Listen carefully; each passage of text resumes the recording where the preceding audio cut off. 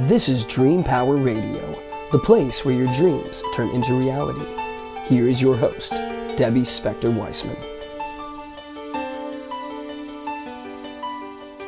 Hello, and welcome to Dream Power Radio on the amazing Women and Men of Power Network, the world's leading positive programming network, powered by Raven International. I'm your host, Debbie Spector-Weissman, the Dream Coach. This is a show where we talk about dreams, both daytime and nighttime dreams, and how you can use them to make the internal shift to a life you love. A few months ago, the founder of this network I'm on, Raven Blair Glover, felt helpless in the face of COVID-19, which at that point was just starting its insidious path into our lives. She realized that if she felt that way, others probably did too, and being a woman of action, decided to do something about it. So she gathered together 60 or so broadcasters, podcasters, TV hosts, and the like, to offer their own messages of hope and inspiration and empowerment into an event called Broadcasters Unite, Lift Up the World, which aired on this network and others a little while ago. I contributed my own 2 cents on positive actions you can take, and I hope you had a chance to see or listen to it. I bring this up now because there's a crying need for all of us to look beyond ourselves and find gratitude in what we're facing every day of our lives. One person who shares this view is my special guest, who's coming back to Dream Power Radio for a second time, Dr. Cheralyn Leeby. Chez is a licensed marriage and family therapist who has put her thoughts on gratitude into an essay called Thanks+Giving, a recipe for living. Welcome to Dream Power Radio, Chez. Thank you, Debbie. I'm happy to be here. Thank you. And we are so happy to have you back. Chez, we all know Thanksgiving as the holiday where we all get food drunk, and yet we probably never take the time to really drill down into what that compound word really means. So let's do that now. Let's start with the word thanks. So tell me, what is your definition of it, what it means, and why it's actually necessary for us to give thanks? So gratitude has been kind of in the psychological world lately of research, and there's lots of research on gratitude, the practices of gratitude, and how they completely shift your psyche, shift your mood, how those practices can benefit really anyone, and how easy and simple they are. So my favorite holiday has always been Thanksgiving, and it was more about, like you said, the food. But the more I looked into why I love that holiday, there are food expectations, but other than that, with that holiday, it's really about the gathering together, the giving of thanks, the giving with our families and our loved ones. So I did break that compound word down, as you said, and as a recipe for living, the thanks part is a process where no matter what your life circumstance is, if you can, in a quick mindset shift, bring in the gratitude, the power of that, I've witnessed over and over how fast that is. So it's as simple as, no matter what it is, come to a place of, what can I be thankful for? What can I have grace and gratitude with? And the power in that is amazing. So that's part of why I wrote about this formula in this book called The Grateful Soul. And we could talk more about it, but it's a compilation book. So all these, is so timely right now, all these chapters are about gratitude practices or essays on gratitude. And mine happens to be Thanks and Giving. Yes, I want to get back to the Thanksgiving formula that you have. So let's get over to the next word, giving. can you have thanks without giving? So yes, absolutely. I feel like it's a two-step process. So the gratitude is the first thing that you bring in internally. Bring in the gratitude in any way you can, again, no matter what the circumstance is. And what that does is it's kind of a relentless allowing of all things. And it's not just to sit by and kind of, let yourself get run over by a truck type thing, but it's kind of an allowing of all those things out of our control and saying, here's what I can bring in that I'm grateful for in the moment. And then the second step, the giving, is transcending that difficult circumstance to a place where you can give to others. And it is in giving that we receive, we hear those kind of things, or I love thinking of do unto your neighbor, because it's not just say, hey, thanks, but it's that next step of do unto your neighbor, give in some way. And I've witnessed my clients and myself and friends that when we power our energies into a form of giving, we transcend any kind of sorrow, any kind of distress. And I believe it's why like foundations and charities and all kinds of things, they come out of difficult situations where we're like, what do we do with this energy of grief and loss and difficulty? When we channel that into something positive, a giving modality, we're transcending our sorrow and bringing that to a place of new healing, really. And the healing is not just for others through the giving, but what you get back is tenfold. Yeah, I was going to say, isn't it really true that when you do give from the heart, you actually get more back than totally imagined?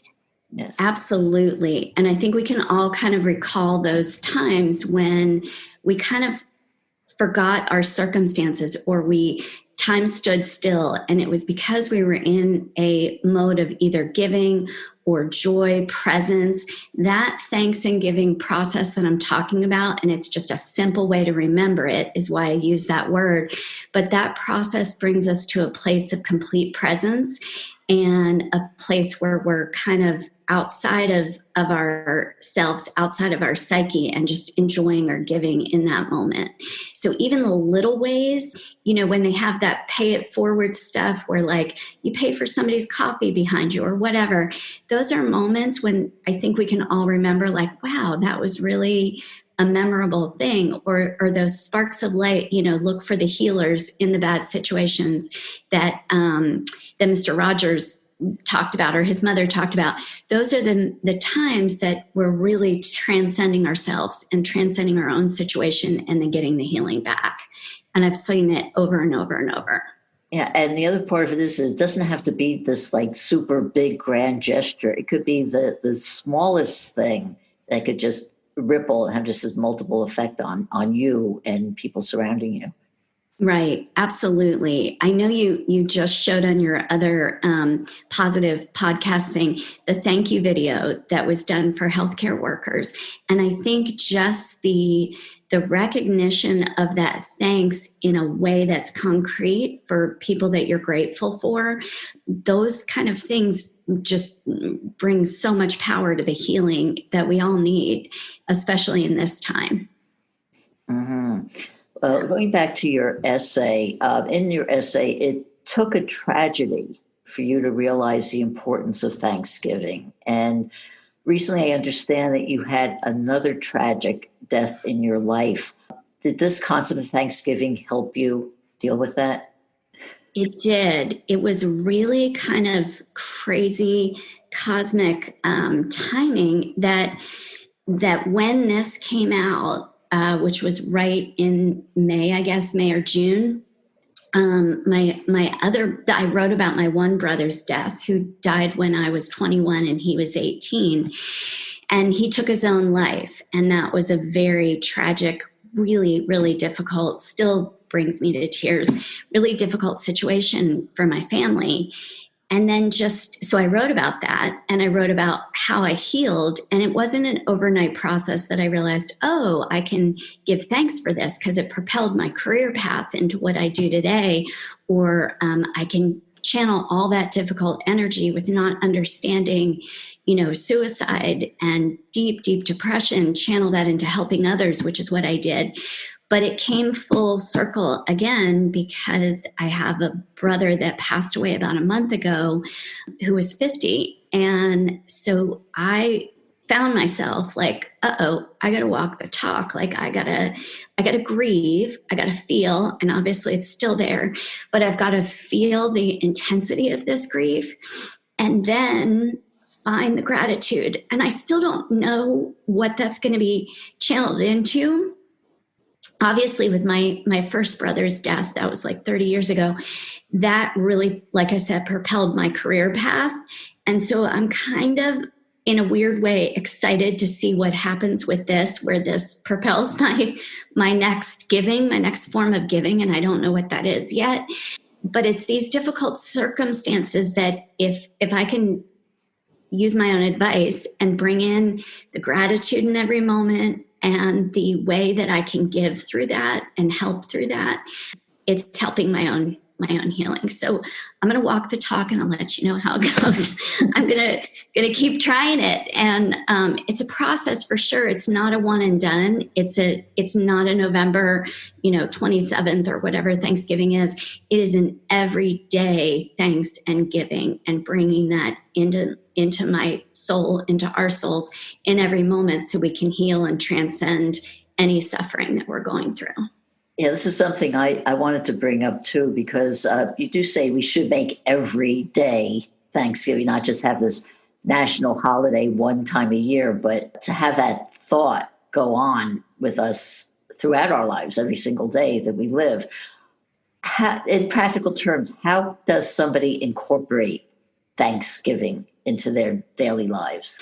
So I think that when I envision Thanksgiving, that's a day when pretty much everything else stops. And we are, if I don't know if you guys do it at your family table, but a lot of families go around and say what they're grateful for on that day. A lot of people give thanks, for family and togetherness. So I think that just bringing in little pieces of those things on a daily basis and remembering to bring in the grace and gratitude and bring in the sense of presence, bring in the sense that nothing else really matters but that time together with your loved ones, the time, with yourself to kind of reset and regroup, and then figure out, okay, how can this also be a day of giving? And if I start my mornings in that way of thinking about what am I grateful for and what can I do to give today beyond my normal, like I know what I normally do with my therapy and with my other things, but kind of that little step beyond, what am I going to do today that honors my brothers, that honors my grief, that is a little step forward? That's what I think might make a difference. And I'll be my own experimenter and see if it works, what I'm talking about, because it's worked over the past 30 years, but it was a slow process. So now I'm in like this speed mode of, okay, let me see how this works. Mm-hmm. Well, getting back to your essay, as you know, I love your writing and I love the wordplay that you have in here. And for example, you turn the word awesome on its head to embrace the idea of all, or being in awe of all. So can you explain what you mean by that?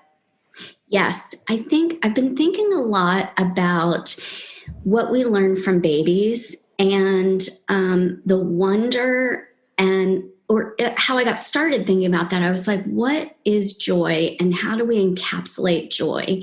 And it's not like every moment can be joyful, but if I look at babies and their wonder and sense of awe, I feel like allowing all of the universal play that's at play and allowing all of it, we can always find something with awe. And I throw around the word awesome a lot. I one time on Facebook, somebody said, not about me, but it struck me. Somebody was like, I wish people would stop using the word awesome. It's like so annoying. Awesome, awesome, awesome. And so I thought about it and I'm like, really? When I use that word, I don't mean to say that some part of it is awesome. I mean, to say like, wow, that's incredible. That's all full or all, so awful is a better word than awful. AWEFULL. So full of awe is what I think is another place to bring our conscious mind. And the statistic where we're only in our conscious mind 5%, according to research. So 95% we're in the unconscious mind. But if we bring in awe and we bring in what we notice in the moment, we can shift that 5% time. So I like plays on words because it makes us kind of shift a little bit when we focus on language and say, okay, let's find something that's full of awe, or not just awesome, but all of awe. And let's find something and then bring in the gratitude for that. Like when you are knowing that full spectrum of life is full of awe, then you can easily find gratitude. And then with that, find the ways to give in your way. And my feeling about giving too, which I didn't say before, but our purpose, I feel like our purpose is found when we find our way to transcend our sorrow into giving. And I think that all our individual little weave of why we're here in the world and how we fit together is where our way of giving and transcending our experiences into a way to serve the greater good, that I believe is our purpose. And when you find that moment that you're in that flow, in that weave of that giving through your experiences from the past, that's when I think things feel right and they feel all full, Full.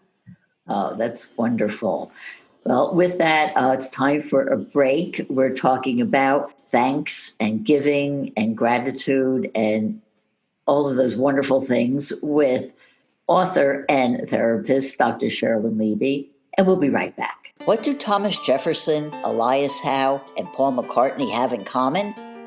They all understood the value of dreams. And as a result, the ideas, inventions, and creations from their dreams affect us to this day.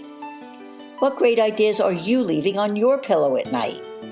Sign up for a complimentary consultation at my website, thedreamcoach.net, and discover why your dreams are a terrible thing to waste. Welcome back to Dream Power Radio with your host, Debbie Spector-Weissman. Yes, welcome back to Dream Power Radio. I'm your host, Debbie Spector-Weissman, and we're speaking with Dr. Cheralyn Leeby all about thanks and giving. Shez, this pandemic has forced all of us to slow down or at least change what we used to consider normal. Yet, a lot of people find that a problem and they get all weirded out or get filled with fear or anything like that. But I've just taken a different tact. I've found that this is my time to feel gratitude. And that's really kind of gotten me through these past months, is that finding gratitude in anything I have, because there could be so much there. And one of the things I found that, in the quiet moments like these, I find gratitudes in things that I probably would have totally overlooked otherwise. Would you agree with that? Totally. Absolutely. I'm looking at the rainbow, the beautiful rainbow behind you. And I think that it doesn't have to be a big whopping rainbow. Like there can be a little spectrum of light that we see and we go, oh, look at that, or a little flower petal sometimes, or the littlest thing that can kind of, again, bring us back to center.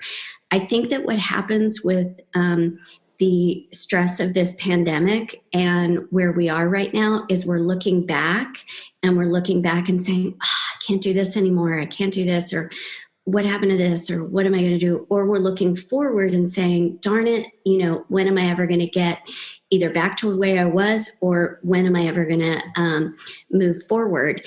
And what that presence that you're talking about, those tiny things, bring you to a place of peace, calm, centeredness, gratitude in the moment that can really shift us out of depression looking back or anxiety looking forward. And I deal with all day, every day, people who suffer and struggle with depression and anxiety. And it's a real thing.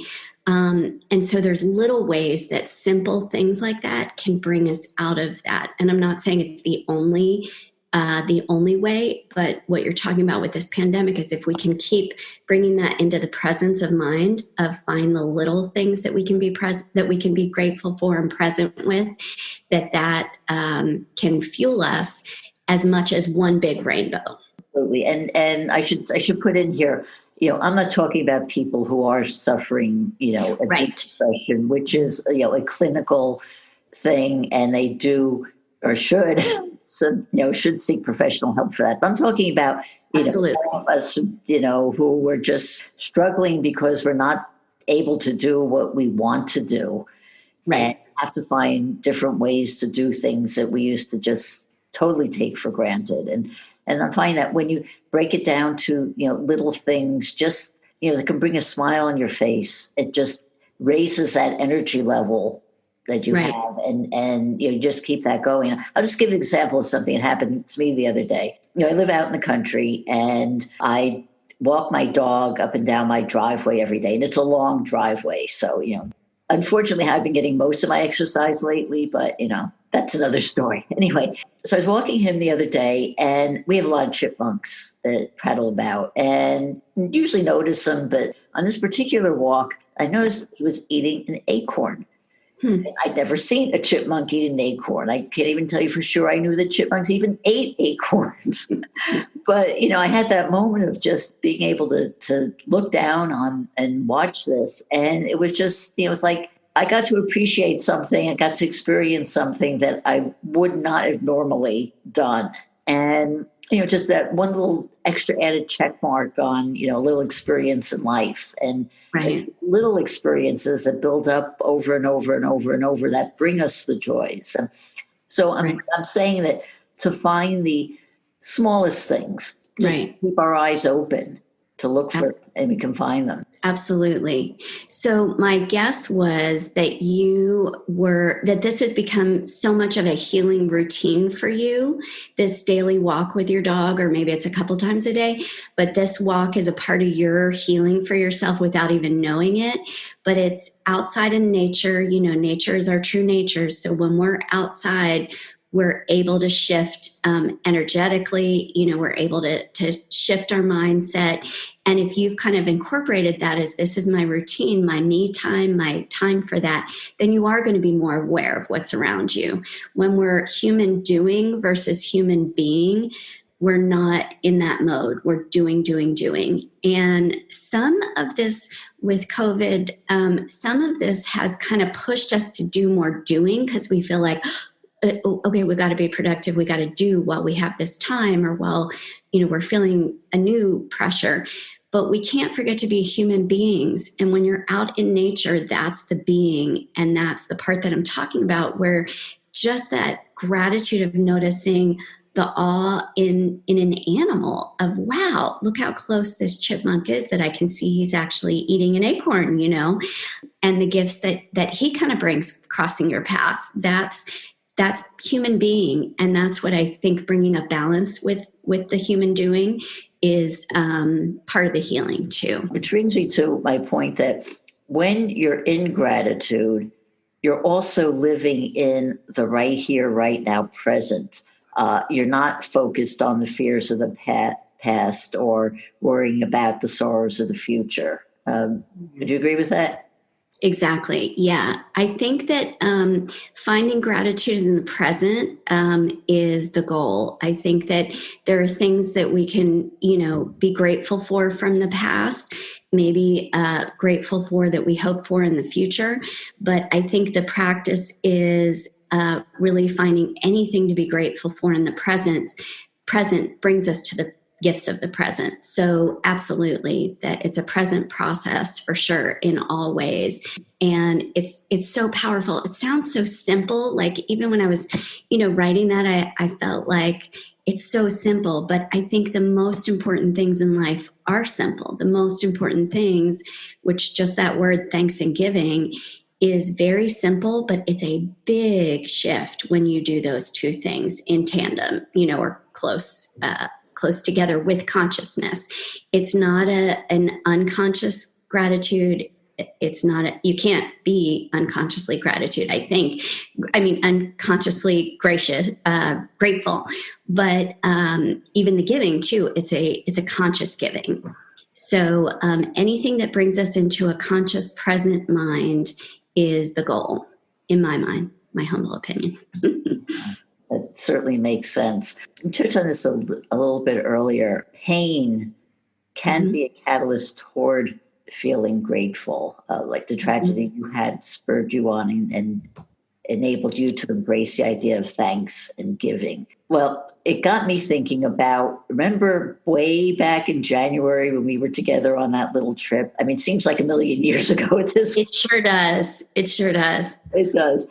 And I came up with something, either I wrote it or I got it from someplace else, the expression, the dark night of the soul leads to the dawn of a new creation. So I'm wondering, do we have to experience pain to feel the sense of thanks and giving?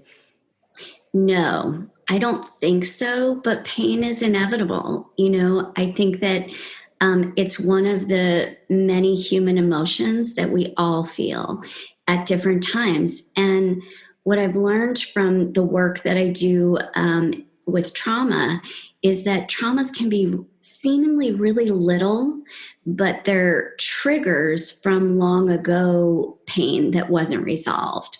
So pain can be like a cumulative thing, but nobody has had a childhood. Nobody has had a life free of difficulty. It's all in how we acknowledge it first and then feel it and then, transcend it and bring it to a place of thanks and giving. But I think that what you're asking, I guess, is can we right now bring that in, or does it have to be in the dark night of the soul and the transformation? And my thought is, and you can tell me, but wherever we are in life, I think bringing in gratefulness and giving, thanks and giving is part of the life journey. I think it's my one-word summary for what life is really about. I think we're here to give thanks and give. Like, I can't think of another one-word summary for life of what we're here for. So in terms of purpose, no matter where you are on the pain spectrum, our purpose can be found through gratitude and giving, I think. Yeah, so wherever we are, everyone can gain from the idea of thanks and giving and just filling our souls and our hearts and our minds with that concept, which is just a wonderful place to continue our day with. And now that we're reaching the end of our time here, I just have time for this one final question. How can people find out more about the book and about you and about what you do? Oh, thank you, Debbie. Okay, so the book, The Grateful Soul, compilation book by Kira Schaefer. It is available on Amazon, Kindle, all those platforms, and Barnes & Noble, a couple other places. It's a beautiful compilation book. And my website is www.soullife.us, I like to say, soullife.us. My practice is called Soul Life, and it's living your whole life. And I help people get there however we can. And I'm only doing virtual therapy now and virtual art therapy and holographic memory resolution and trauma work, all those things online. So what's nice about that is I've opened the availability a little more. But anyway, so Soul Life US, people can contact me, and I'm grateful to keep giving. I'm going to find ways to give thanks and give in every moment I consciously drill that in. Well, we are thankful that you were able to join us today. We have been speaking with Thanks and Giving with therapist Dr. Cheralyn Leeby. I hope you've enjoyed today's program. Until next time, this is Debbie Spector-Weissman saying, sweet dreams, everybody. You've been listening to Dream Power Radio with your host, Debbie Spector-Weissman. For more information on Debbie or to sign up for her newsletter, go to dreampowerradio.com. This has been Dream Power Radio on the amazing Women and Men of Power Network, the world's leading positive programming network, powered by Raven International.